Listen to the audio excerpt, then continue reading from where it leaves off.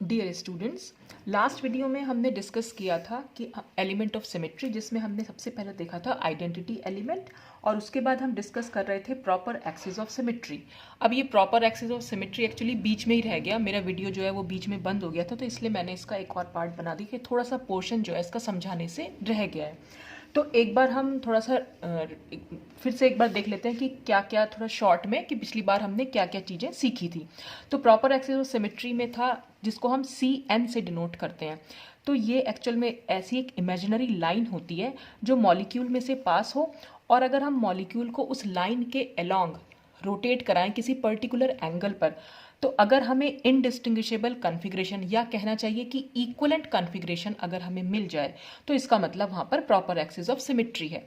और ये जो n है, ये n डिनोट करता है ऑर्डर ऑफ एक्सिस। अब ये ऑर्डर ऑफ एक्सिस हम दो तरीके से निकाल सकते हैं। एक तो ये कि n की वैल्यू में हमने n की वैल्यू निकाल सकते हैं 360 डिग्री डिवाइडेड बाय जिस एंगल से हमने मॉलिक्यूल को रोटेट किया है, उससे हम इसको डिवाइड कर देंगे। तो वहाँ पर n की वैल्यू इस तरीके से डिफरेंट डिफरेंट एंगल के लिए आ सकती है। या फिर हम ऐसे भी देख सकते हैं कि किसी मॉलिक्यूल को कितनी बार घुमाने पर हमें आइडेंटिकल जो है कॉन्फ़िगरेशन मिल रहा है। तो जितनी बार हमें रोटेट करने पर वो आइडेंटिकल कॉन्फ़िगरेशन मिल रहा है, तो उतना वहाँ पर उसकी वो सी एन एन की वहाँ पर वैल्यू हो जाएगी, यानी वो उसका ऑर्डर हो जाएगा। जैसे हमने पिछली बार डिस्कस किया था वाटर का मॉलिक्यूल। वाटर के मॉलिक्यूल को जब हम पहली बार रोटेट करेंगे, तो जैसे मैंने यहाँ नंबर डाल दिए हैं, H1 यहाँ चला जाएगा और H2 यहाँ, तो ये एक इक्वलेंट कॉन्फ़िगरेशन हमें मिल जाएगा। जब हम दूसरी बार रोटेट करेंगे इस एक्सिस से, तो फिर हमें वापस से हमारा ये आइडेंटिकल कॉन्फ़िगरेशन, यानी कि जो H1 था वो अपनी जगह पर वापस आ जाएगा और H2 अपनी जगह पर। तो आइडेंटिकल कॉन्फ़िगरेशन हमें मिल गया कितनी बार रोटेट करने पर? हमने इसको 2 बार रोटेट किया। तो 2 बार रोटेट किया, इसलिए 2 टाइम्स हम इसको बोल सकते हैं, इसलिए हम इसको two fold axis of symmetry भी बोल देते हैं। तो यहाँ पर हमने इसको C2 कर दिया, तो n की वैल्यू यहाँ पर 2 हो गई। और ये 1 मैंने आपको कहा था, ये क्या है कि हम पहला ऑपरेशन कर रहे हैं, यानी कि पहला रोटेशन कर रहे हैं, और C2 का मतलब था हम दूसरा रोटेशन कर रहे हैं।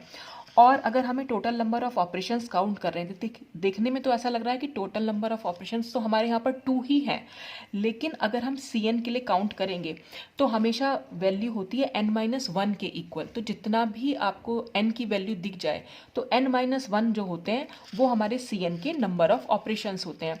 ऐसा क्यों है कि टोटल नंबर तो हमें यहाँ पर 2 दिख रहे हैं, लेकिन अगर हम कैलकुलेट कर रहे हैं तो आंसर हमारा 1 आ रहा है। ये मैंने आपको पिछली बार बताया भी था, क्योंकि जो ये ऑपरेशन होता है ये ई के बराबर होता है, आइडेंटिटी के बराबर। देखिए वही था, मैंने पिछली बार भी आपको समझाया था कि अगर मैं इसको छुपा लूँ तो यहाँ से यहाँ मूव कर रहे हैं हम, तो ऐसा देखने में लग रहा है कि हमने कुछ किया ही नहीं है। या हम ये भी कह सकते हैं कि मॉलिक्यूल को हमने 360 डिग्री पर रोटेट किया, और हमने किया भी है 180 डिग्री एक बार और 180 डिग्री एक बार। तो क्योंकि ये ऑपरेशन तो ऑलरेडी हर मॉलिक्यूल में होता ही, और हम काउंट इसको कर ही लेते हैं। ये सब आपको तब क्लियर होगा जब हम मैं पॉइंट ग्रुप समझाऊंगी। तो अभी फिलहाल के लिए आप इतना याद रख लीजिए कि Cn के लिए जो ऑपरेशन होंगे वो n-1 के इक्वल होंगे।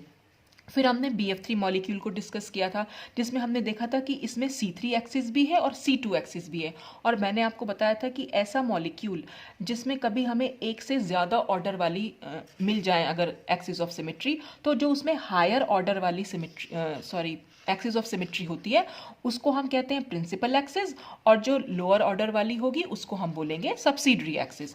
तो जैसे यहाँ इस वाले केस में यहाँ पर हमें दोनों की दोनों देखने को मिली। अच्छा, इसके बाद जो इसमें नेक्स्ट एग्जाम्पल था, ये, हाँ, ये थी प्रिंसिपल एक्सिस और ये थी सब्सिडरी एक्सिस, यानी कि जिसका भी हायर ऑर्डर, BF3 में C3 था तो हायर ऑर्डर इसी का था, तो इसलिए ये प्रिंसिपल एक्सिस थी, और जो C2 थी वो सब्सिडरी एक्सिस थी। फिर मैंने आपको ये बताया था कि अगर आपको C3 में ये देखना है, या Cn में अगर आपको ये देखना है कि उसमें कहीं कोई C2 प्रेजेंट है या नहीं, तो उसके लिए एक फंडा होता है कि Cn एक्सिस अगर प्रेजेंट है मॉलिक्यूल में, तो या तो उसमें कोई C2 नहीं होगी, और अगर आपको कोई एक C2 भी दिख जाए तो उसका मतलब उसमें n C2 होंगी, यानी कि उसमें C2 उतनी होती है जितना इसका प्रॉपर एक्सिस ऑफ सिमेट्री का ऑर्डर होता है, n के बराबर।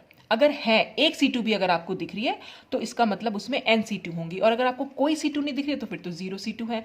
तो Cn के लिए आपको सिर्फ इतना चेक करना है, बस आप एक बार अगर आपको देखना आ जाए कि उसमें आपको एक C2 दिखाई दे रही है, तो आप आंख बंद करके यहाँ पर लिख सकते हैं कि जितना भी ऑर्डर यहाँ पर है वही आपकी वैल्यू हो जाएगी C2 की। जैसे कि सपोज मैंने आपको पिछली बार भी समझाया था कि अगर आपको कहीं मान लीजिए C6 ऑर्डर दिख गया है, मतलब proper axis of symmetry C6 है, और आपने उसमें एक C2 देख ली, आपको दिखाई दे गई, और बाकी C2 आपको नहीं दिख रही है, तो आप यहाँ पर अपने आप से आंसर लिख सकते हैं कि यहाँ पर 6 C2 होंगी, क्योंकि इसकी n की वैल्यू के बराबर ही C2 होती है। तो या तो कोई C2 होगी नहीं या n की वैल्यू के बराबर C2 होगी। तो आपको सारी C2 देखने की भी जरूरत नहीं पड़ती अगर आपको एक C2 दिख जाती है तो। फिर नेक्स्ट जो नोट था इसमें करने लायक, इसमें यह था कि if order of all axis are same, the axis which is distinct from others will be principal axis. अब कई बार ऐसा भी होगा कि भाई जितनी भी एक्सिस हम देख रहे हैं उन सबका ऑर्डर सेम आ रहा है, तो अगर उन सबका ऑर्डर सेम आ जाए तब हम कैसे निकालेंगे कि उसमें कोई प्रिंसिपल एक्सिस है या नहीं है। तो जो भी एक्सिस वहां पर डिस्टिंक्ट माने जो भी डिफरेंट होगी बाकी से, वो हमारी प्रिंसिपल एक्सिस हो जाएगी। इसका सबसे अच्छा एग्जाम्पल है इथाइलिन का मॉलिक्यूल। देखिए यहाँ पर ये इथाइलिन का मॉलिक्यूल आपको पता ही होगा कि प्लानर होता है, ठीक है। अब प्लानर में क्या है कि इसमें हमारे पास 3 C2 देखने को मिलती हैं। कैसे? पहली C2 जाती है ऐसे, जो पेपर के प्लेन से ऊपर नीचे है, ठीक है। तो इसके प्लेन के अगर इस प्लेन से ये वाली एक्सिस जिसको कि हम y एक्सिस से डिनोट कर रहे हैं, देखिए x एक्सिस ये है, z एक्सिस ये है और y एक्सिस मतलब ये जो पेपर के प्लेन से ऊपर उठी हुई है। तो इसके अराउंड जब हम रोटेट कराएंगे मॉलिक्यूल को, तो ये जो h है वो यहाँ पहुँच जाएगा और ये जो h है वो यहाँ पहुँचेगा। मतलब ये दोनों अपनी पोजीशन को एक्सचेंज करेंगे और ये दोनों अपनी पोजीशन को एक्सचेंज करेंगे। तो एक C2 तो हो जाएगी ये। दूसरी C2 है ऐसे, जो Z एक्सिस के अलोंग जा रही है, कि इसके अलोंग आप ऐसे घुमाएंगे। मैंने आपको पिछली वीडियो में बताया भी था कि आपको रोटेशन कराना भी आना चाहिए, कि अगर ऐसे है आपके पास एक्सिस आपने सोची हुई है तो उसके अराउंड तो इस तरह से रोटेशन होगा इसके चारों तरफ। अगर ऐसे है तो इस तरीके से रोटेशन होगा, और अगर ऐसे है तो ऐसे रोटेशन होगा। तो मॉलिक्यूल को रोटेट कराना भी आपको आना चाहिए। तो अगर मैं इसके अराउंड रोटेट कराऊंगी तो क्या होगा, ये H इसकी जगह पर और ये H मतलब ये दोनों H अपनी पोजीशन को एक्सचेंज करेंगे। और एक तीसरी एक्सिस मतलब एक्सिस ऑफ सिमेट्री, हम इसको यहाँ पर ये C2, ये भी C2 है, ये H यहाँ पहुँच जाएगा अगर हम इसके अलोंग रोटेट कराएंगे, और ये H यहाँ पहुँच जाएगा। तो क्या हो रहा है कि ये इस तरह से यहाँ पर हमें C2 देख, क्योंकि हम 180 डिग्री पर रोटेट करा रहे हैं, तो यहाँ पर जो इसका ऑर्डर निकल के आएगा वो 2 निकल के आएगा, इसलिए हम इसको C2 बोल रहे हैं। और यहाँ पर मैंने ये C2x, C2z, C2y इसलिए लिखा हुआ है क्योंकि ये अलग अलग एक्सिस को डिनोट कर रहे हैं। ये x एक्सिस में, ये z एक्सिस में, और ये जो पॉइंट दिखा रखा है सिर्फ पॉइंट का मतलब है ये वाली एक्सिस जो ऊपर नीचे इस तरह से दिखाई दे रही है। देखिए अगर मैं आपको मॉलिक्यूल में दिखाना चाहूँ तो हम इस तरह से इसको देख सकते। ये हमारे पास इथाइलिन का मॉलिक्यूल है, ये कार्बन, और इसको आप डबल बॉन्ड मान के चलिए, ये एक हाइड्रोजन, ये हाइड्रोजन, ये हाइड्रोजन और ये हाइड्रोजन। तो अब देखिए अगर मैंने ये वाली एक्सिस यानी कि जो y एक्सिस थी इसको मैंने एक C2 माना, तो C2 मानने का मतलब क्या हुआ कि मैं इसको 180 डिग्री पर रोटेट कर रही हूँ, तभी हम इसको C2 बोल सकते हैं। तो देखिए अगर मैं 180 डिग्री पर इसको रोटेट करूंगी तो आप खुद देखेंगे ये वाली जो चीज़ मतलब ये जो एटम है वो यहाँ पहुँच जाएगा। तो अब मैं इस एक्सिस को हटा ले रही हूँ ताकि मैं आपको अच्छे से समझा सकूँ। देखिए अब ये आप मेरे हाथ पे देखिएगा ध्यान से, ये देख रहे हैं। तो ये जो मैंने ऊपर रखा था वो अब यहाँ पहुँच गया, और जो नीचे वाला था वो ऊपर, ऐसे जो पहले यहाँ था वो यहाँ आ गया, वो यहाँ से यहाँ पहुँच गया। तो इस तरह से क्योंकि इसके अलोंग मैंने इस तरह से घुमाया, तो जब भी मैं इसको इस तरह से घुमा रही हूँ तो इसका मतलब मैं C2 ऑपरेशन इसमें अप्लाई कर रही हूँ। तो एक एक्सिस तो हो गई ये वाली, दूसरी एक्सिस है ये वाली जो Z एक्सिस है। अब देखिए इसके अलोंग, तो इसको सबसे अच्छा तरीका क्या है, इसके अलोंग तो मैं इसको ऐसे घुमा दूंगी, तो वही है ये थंब और ये वाली फिंगर मैंने इसमें यूज़ किया है। इसको हम इस तरह से, ये जो एंगल मैंने यूज़ किया वो 180 डिग्री था। तो ये वाली एक्सिस हो गई एक, ठीक है। और तीसरी एक्सिस कौन सी हो जाएगी, तीसरी एक्सिस हो जाएगी ये जो इस तरह से, यानी कि जो हमारी एक्स एक्सिस है। और एक्स एक्सिस के लिए भी मैंने इसको सिर्फ ये थंब और ये फिंगर ही यूज़ कर रखी है, और इसमें मैं इसको ऐसे रोटेट कर दे रही हूँ। तो इस तरह से यहाँ पर भी ये एक C2 देखने को मिल रही है। तो अब हमें यहाँ पर 3 C2 देखने को मिली, तो 3 C2 में से भी जो C2 डिफरेंट होगी वो हमारी प्रिंसिपल एक्सिस होगी, और बाकी दोनों जो हो जाएंगी वो सब्सिडरी एक्सिस होंगी। तो अब हम कैसे पहचानेंगे डिस्टिंक्ट, देखिए जो सेम प्लेन में होती हैं वो सेम हो जाएंगी, जो डिफरेंट प्लेन में होगी वो डिफरेंट हो जाएगी। तो देखिए ये वाली एक्सिस जो है वो हमारे पेपर के प्लेन में है, यानी एक्स एक्सिस जो है वो पेपर के प्लेन में है। जो ये वाली एक्सिस है Z एक्सिस वो भी पेपर के प्लेन में है, ठीक है। तो ये भी हमारी सेम हो जाएगी। अच्छा, अब अगर ये वाली एक्सिस को देखें, ये पेपर के प्लेन से उठी हुई है, तो जो पेपर के प्लेन से उठी हुई है इसका मतलब ये डिफरेंट है। तो जो हमारी ये C2y है वो हमारी जो है वो डिस्टिंक्ट है फ्रॉम अदर टू C2, इसलिए जो C2y होगी वो हमारी प्रिंसिपल एक्सिस हो जाएगी और बाकी दोनों C2 जो हो जाएंगी वो सब्सिडरी हो जाएंगी। तो देखिए यहाँ पर भी वही फंडा है कि हमारे पास एक C2 प्रिंसिपल एक्सिस हो गई, तो हमें n पता चल गया, यहाँ पर 2 है।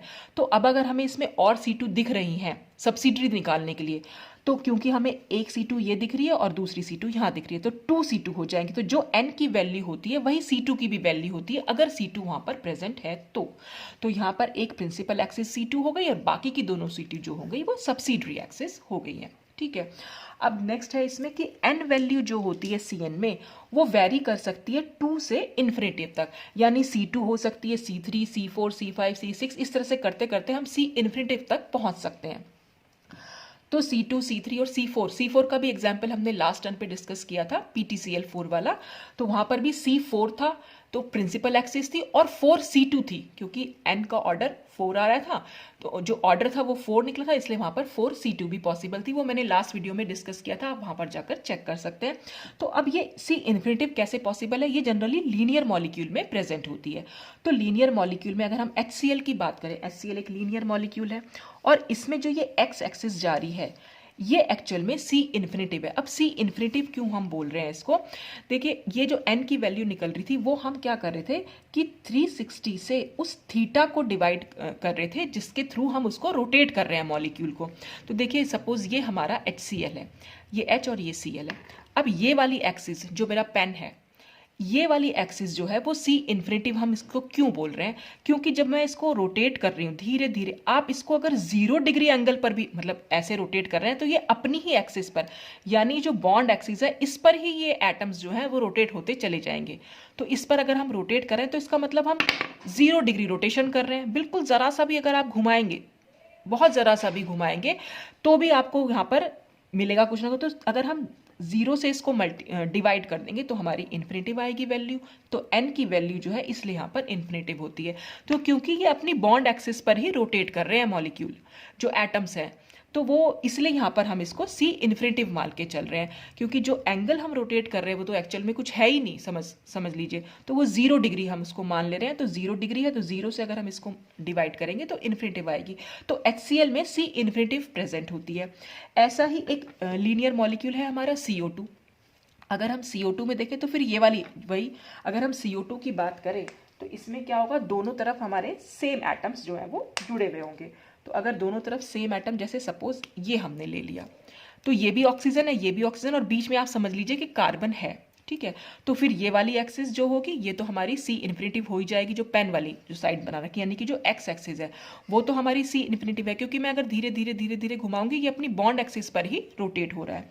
अच्छा, इसमें क्या होगा, एक C2 इस तरह से जा रही है, देखिए ये Z एक्सिस जो है ये वाला हमारा मॉलिक्यूल है, तो मैंने क्या करा, इस मॉलिक्यूल को ऐसे लिया और ऐसे रोटेट कर दिया। तो आप देख रहे हैं, मान लीजिए ऐसे है और मैं इसके अलोंग रोटेट कर रही हूँ, तो इस तरह तो रोटेट करूंगी। तो यहाँ पर भी क्योंकि 180 डिग्री हो रहा है, ये एक लीनियर मॉलिक्यूल तो हमेशा ऐसे अगर रोटेट होगा तो ये 180 डिग्री तो रोटेट हो ही रहा है, तो इसलिए यहाँ पर एक C2 प्रेजेंट है। अच्छा, और हम ये भी कह सकते हैं कि जो ये वाली एक्सिस है, अगर मैं ये वाली एक्सिस है यानी कि C2y जिसको हम बोल रहे हैं, अगर मैं इसके अलोंग रोटेट करूंगी तब भी हमारे पास ये जो है हमारे पास सिमिलर जो कन्फिग्रेशन मिल रहा है। तो सिमिलर यानी आइडेंटिकल कन्फिग्रेशन कह सकते हैं, या आइडेंटिकल तो नहीं, इक्विवेलेंट कन्फिग्रेशन अगर हमें मिल रहा है तो यहाँ पर इसमें जो है ये भी C2 एक प्रेजेंट है। तो एक C2 तो हो गई ये वाली और एक C2 हो गई ये वाली, यानी कि Z एक्सिस C2Z हो गई और C2Y हो गई, और जो X एक्सिस पर प्रेजेंट थी वो हो गई हमारी C इन्फिनिटिव। तो C इन्फिनिटिव तो हमारी हो जाएगी प्रिंसिपल एक्सिस, ठीक है। और जो ये C2 बचेगी ये मिलेगी हमारी सब्सिडरी एक्सिस। लेकिन अभी अगर हम देखें, हमने जो फंडा पढ़ा था अपना, हमने ये पढ़ा था कि C इन्फिनिटिव अगर है मतलब जो n का ऑर्डर होता है वही C2 का आगे नंबर हम लिख देते हैं, उतनी ही C2 मतलब प्रेजेंट होती है।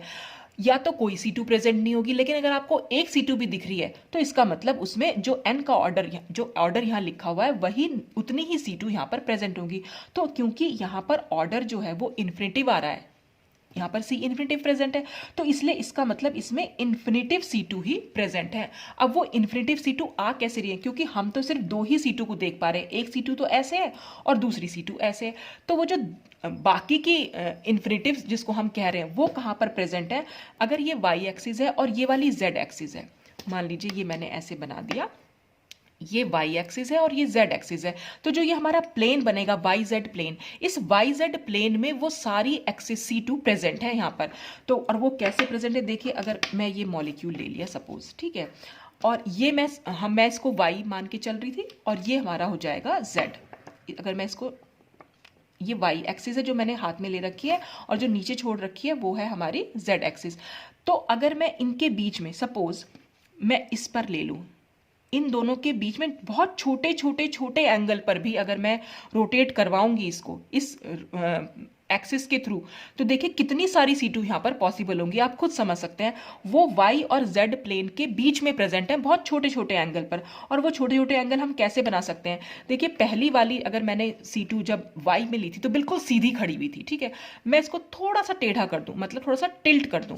अगर मैं थोड़ा सा टेढ़ा किया तब भी तो अगर मैं इसके अलोंग कराऊंगी इसको रोटेट, तब भी हमें इक्विवेलेंट कॉन्फ़िगरेशन ही मिलेगा। थोड़ा सा मैं इसको और टिल्ट करूं और मैं फिर से रोटेट कराऊं तो फिर से मुझे सेम कॉन्फ़िगरेशन मिलेगा।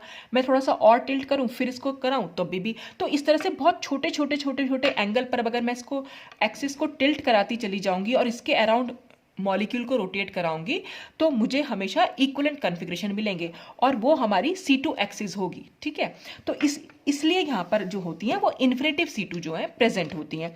तो हमें अगर मान लीजिए आपको इन्फिनेटिव नहीं भी समझ में आया कि कैसे हुई है, तो आप सिर्फ इतना याद रखिएगा कि क्योंकि हमारा यहाँ पर ऑर्डर इन्फिनेटिव निकला था तो और हमें यहाँ पर दो C2 दिखाई भी दे रही है क्लियर, जो हमें बिल्कुल क्लियर दिख रही है। एक तो ये वाली C2 है इसके अलोंग रोटेट कर रहा है और एक ये वाली C2 है जिसके अलोंग ये रोटेट कर रहा है और हमें इक्विवेलेंट कॉन्फ़िगरेशन मिल रहा है। तो क्योंकि हमें दो C2 तो दिखाई दे रही हैं, बाकी की अगर हम नहीं भी देख पा रहे हैं तो क्योंकि ऑर्डर यहाँ पर इन्फिनेटिव है इसलिए यहाँ पर इन्फिनेटिव C2 प्रेजेंट होगी। बाकी आप इसको समझ भी सकते हैं कि बस ये दोनों प्लेन, हम ये जो पूरा प्लेन है, ये वाला जो पूरा पोर्शन आ गया, यानी इस एक्सिस और इस एक्सिस के बीच का पोर्शन जो है उसमें अगर मैं इसको थोड़ा सा भी टिल्ट करूं, ये देखिए थोड़ा थोड़ा थोड़ा थोड़ा, ये सब के अलोंग अगर मैं रोटेट कराऊंगी तो मुझे हमेशा इक्विवेलेंट कॉन्फ़िगरेशन ही मिलता चला जाएगा मॉलिक्यूल का, इसलिए यहाँ पर इन्फिनेटिव C2 प्रेजेंट होती है। तो ये मैंने इसमें यहाँ पर लिखा हुआ भी है कि इन CO2 C infinitive is present and this molecule also possess infinitive C2 which are present in YZ plane since there is a C2 axis at every given smaller angle, हर छोटे एंगल पर प्रेजेंट है between X and Y axis through the carbon, और इस carbon से होती हुई जा रही है, यहाँ पर जो कार्बन है उसी कार्बन से होती हुई वो C2 जा रही है। पहली C2 अगर मैंने ऐसे बनाई थी तो जो और छोटी छोटी C2 बनाऊंगी वो मैं थोड़ा थोड़ा थोड़ा थोड़ा टिल्ट करती चली जाऊंगी और टिल्ट करने के बावजूद भी अगर मैं इसको रोटेट कराऊंगी तो हमेशा मुझे वो इक्विवेलेंट कॉन्फ़िगरेशन ही मिलेगा। तो इसलिए the number of such C2 becomes infinitive, तो इस सेंस में जो है ये इन्फिनेटिव बन जाता है। तो ये पूरा था यहाँ पर एक्सिस ऑफ सिमेट्री के बारे में। हालांकि एक मॉलिक्यूल और रह गया था मेरा NH3 बताने से। ये कुछ ना बेसिक मॉलिक्यूल्स हैं जो आपको आने चाहिए, जैसे BF3 हुआ, H2O हुआ, PTCl4 हुआ, यहाँ पर इथाइलिन मॉलिक्यूल हो गया और ये HCl और CO2। तो हम यहाँ पर देखिए इस तरह से भी देख सकते हैं कि अगर हमारे पास साइड एटम डिफरेंट होंगे तो हमेशा वहाँ पर C इन्फिनेटिव प्रेजेंट होगा, और अगर साइड एटम हमारे सेम होंगे तो वहाँ C इन्फिनेटिव तो होगा ही होगा, साथ ही इन्फिनेटिव C2 भी प्रेजेंट होंगी। एक हमारा NH3 मॉलिक्यूल और रह गया। NH3 मॉलिक्यूल नेचर में पिरामिडल स्ट्रक्चर होता है, ये तो आपको पता ही होगा। ये अगर मैं N मान लूँ इसको तो ये H है, ये भी एक H है, ये एक H है। जो ये मैंने ऊपर दिखाया हुआ है ये इसका लोन पेयर है, तो ये पिरामिडल स्ट्रक्चर होता है, ठीक है। अब अगर इसमें हमें देखना है कि प्रिंसिपल एक्सिस कौन सी है तो हम इसे किस एंगल पर रोटेट करें, तो मैंने आपको लास्ट वीडियो में बताया भी था कि हमें सबसे पहले एंगल ढूंढना होता है कि किस एंगल पर रोटेट करें। तो जितने एंगल्स, मतलब जितने भी एटम्स यहाँ प्लेन में पड़े हुए हैं, बस अगर मैं उनको एक बार डॉट बना दूं उन पर, ठीक है, और फिर मैं उनको मिला दूं आपस में, तो देखिए क्या बन गया। जो इसका बेसल एटम्स है वो एक ट्रायंगल बना रहे हैं, और जब भी कभी ट्रायंगल बनेगा मॉलिक्यूल हमेशा 120 डिग्री पर रोटेट होगा और वहां पर हमें सिमिलर कॉन्फ़िगरेशन मिल जाएगा अगर ये तीनों एटम्स हमारे सेम हुए तो यहाँ पर हमारे पास क्या होगा, तीनों एटम सेम है हमारे, H है। अब देखिए अगर मैं 120 डिग्री पर रोटेट करूंगी तो ये जो है यहाँ पहुंच जाएगा, ये वाला एटम यहाँ आ जाएगा और ये एटम यहाँ आ जाएगा। तो हम सिर्फ एक एटम को पकड़ लेते हैं, बाकी तो आप बिल्कुल वैसे ही घूमेंगे। तो मैंने इसको घुमाया 120 डिग्री पर, तो ये यहाँ आ जाएगा। देखिए 120 ऐसे तो घुमाऊंगी मैं इसको, तो ये मेरा यहाँ पर आ गया। पहली बार मैंने रोटेट किया इसको। अब मैं सेकेंड टाइम रोटेट करूंगी तो यही वाला एटम यहाँ आ जाएगा। तो सेकेंड टाइम रोटेट करने पर ये यहाँ आ गया, ठीक है। अब मैं थर्ड टाइम रोटेट करूंगी तो ये यहाँ वापस से आइडेंटिकल पोजीशन हमें मिल जाएगी। तो ये मैंने 3 टाइम्स, तो कुल मिलाकर 3 टाइम्स, क्योंकि मैं इसको रोटेट कर रही हूं तो इसलिए इसकी एक्सिस, इसलिए हम इसको ऑर्डर लिख सकते हैं कि यहां पर C3 एक्सिस प्रेजेंट है। या फिर हम क्या कर सकते हैं, 360 डिग्री डिवाइडेड बाय 120, क्योंकि हम 120 डिग्री पर इसको रोटेट कर रहे हैं, तब भी हमारा जो आ जाएगा वो C3 प्रेजेंट हो जाएगी। इसमें ऑर्डर जो है हमारा 3 आ जाएगा। अब हम इसमें देखेंगे क्या कोई C2 प्रेजेंट है। तो C2 हमारी कैसे हो सकती है, जैसे हम BF3 से अगर हम इसको कंपेरिजन करें, देखिए BF3 जो था वो प्लानर मॉलिक्यूल था, ठीक है। अगर हम वो प्लानर था तो इसलिए वहां पर यहाँ हमें C2 देखने को मिल रही थी, और ये वाली एक C2 थी जिसके अराउंड मैं इसको घुमा रही हूँ। तो ये B था और ये F, ये B है, ये F है, ये F है और ये F है, ठीक है। तो BF बॉन्ड से जाती हुई हमें एक C2 दिख रही थी, जिसमें क्या था, ये वाला B एटम और ये वाला F एटम तो अपनी जगह पे था, और ये दोनों एटम्स जो थे एक दूसरे को एक्सचेंज कर रहे थे, अपनी जगह पर एक्सचेंज कर रहे थे। ऐसे ही एक C2 मुझे यहां भी दिख रही थी, हम इसके अलोंग रोटेट कर रहे थे, और एक C2 यहां पर थी इसके अलोंग। तो यहां पर हमें 3 C2 मिल रही थी। हमें अगर एक C2 भी दिख जा रही थी तो हम निकाल सकते हैं कि अगर एक C2 भी प्रेजेंट है तो इसका मतलब इसमें 3 C2 है। अच्छा, अब अगर हम इसकी बात करें, यानी कि अमोनिया मॉलिक्यूल की, और हम यही एक्सिस देखें, तो अगर मैं इसके अलोंग इसको रोटेट कराऊंगी तो देखिए स्ट्रक्चर जो है हमारा डिफरेंट हो जाएगा। क्यों? क्योंकि पिछली बार लोन पेयर ऊपर की साइड था, अब वो लोन पेयर नीचे की साइड है। दूसरी चीज ये है कि पहले जो था पिरामिड जो थे, यानी कि ये जो आर्म्स बनी थी पिरामिड की, वो नीचे की साइड जा रही थी, और जब मैं इसको ऐसे करूं तो अब ये ऊपर की साइड आ रही है। तो पिरामिड जो है हमारा वो उल्टा हो गया है। पहले पिरामिड हमारा ऐसे था, अब ये पिरामिड ऊपर हो गया है। तो ये प्लानर स्ट्रक्चर नहीं होता है, ये पिरामिडल स्ट्रक्चर होता है। तो पिरामिड क्योंकि उल्टा हो जा रहा है तो इसका मतलब हम कहेंगे यहाँ पर कोई C2 प्रेजेंट नहीं है, और कोई C2 हमें दिखाई नहीं दे रही है। क्योंकि हमें C2 क्या करना होता है, बस ये थंब और ये नेल पकड़ा, थंब और ये फिंगर की हेल्प से बस मॉलिक्यूल को आपने ऐसे रोटेट कर देना है। तो ऐसे रोटेट करने पर, क्योंकि हमारा ये पिरामिड उल्टा हो जा रहा है, तो हमारा इक्विवेलेंट स्ट्रक्चर हमें नहीं मिल रहा है, इसलिए इसमें कोई C2 प्रेजेंट नहीं है। तो BF3 में हमने देखा C3 होने के बावजूद वहां पर 3 C2 प्रेजेंट थी, और NH3 में C3 तो है लेकिन 0 C2 है। तो मैंने आपको बताया भी था कि CN अगर है तो या तो उसमें 0 C2 होंगी या उसमें N C2 होंगी। तो 0 C2 वाला एग्जाम्पल हो गया हमारा NH3, और N C2 वाला हमारा एग्जाम्पल हो गया BF3। तो इस तरह से हम प्रॉपर एक्सिस ऑफ सिमेट्री को समझ सकते हैं। तो आई होप आपको काफ़ी कुछ क्लियर हुआ होगा, लेकिन अगर नहीं भी हुआ है तो एक तो इस वीडियो को और पहले वाले वीडियो को बार बार देखिए, और मॉलिक्यूल्स को इमेजिन करने की कोशिश कीजिए, क्योंकि आपको वहाँ पर मॉडल नहीं मिलेंगे। मॉडल तो मैंने आपको दिखा दिए, आपको इन्हें पेपर पे ही समझना पड़ेगा। तो एक बार अगर आपको पिक्चर क्लियर होगी दिमाग में कि हाँ ये मॉलिक्यूल ऐसा है, और कैसे हम C2 और C3 देख रहे हैं, एंगल देखना है आपको, या आपको कितनी बार रोटेट करना है, तो इसकी जितनी ज़्यादा प्रैक्टिस करेंगे आप उतना ज़्यादा आपके लिए अच्छा होगा। और अभी ये स्टार्ट ही हुआ है ग्रुप थ्योरी, तो अभी शायद आपको थोड़ा सा मुश्किल लग रहा हो, लेकिन धीरे धीरे धीरे जैसे जैसे हम आगे बढ़ेंगे ना, आपको थोड़ा सा प्रैक्टिस होती चली जाएगी। देखिए इसके लिए प्रैक्टिस बहुत ज़रूरी है। जितना इमेजिनेशन आपकी अच्छी होती चली जाएगी उतना आपको ग्रुप थ्योरी आसानी से समझ में आती चली जाएगी। तो आज के लिए तो बस इतना ही। नेक्स्ट वीडियो में हम प्लेन ऑफ सिमेट्री को डिस्कस करेंगे। थैंक्स।